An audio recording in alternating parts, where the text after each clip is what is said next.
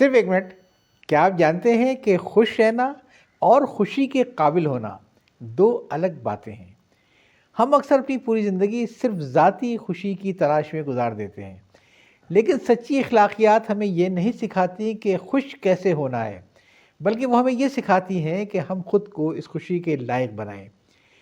فرض کریں ایک شخص اپنے کاروبار میں بہت منافع کما کر خوش ہوتا ہے، لیکن کیا وہ منافع دیانتداری اور دوسروں کی مدد سے کمایا گیا ہے؟ اسی طرح اگر کوئی کسی کی دلاداری کر کے اپنی منزل پا لیتا ہے تو کیا واقعی اس کی کامیابی کا حقدار ہے؟ ہمارے پاکستانی معاشرے میں ہم اکثر دوسروں کی حق تلفی کر کے اپنی خوشی ڈھونڈتے ہیں.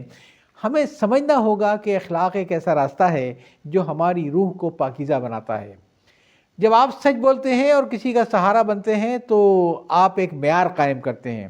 یہ معیار آپ کو اس قابل بناتا ہے کہ کائنات کی تمام خوشیاں آپ کی جھولی میں ڈال دی جائیں. صرف خوش رہنا مقصد نہیں ہے، بلکہ باکردار انسان بننا اصل مقصد ہے. یاد رکھیے، سکون صرف اسے ملتا ہے جس کا ضمیر اسے خوشی کا حقدار تسلیم کرے.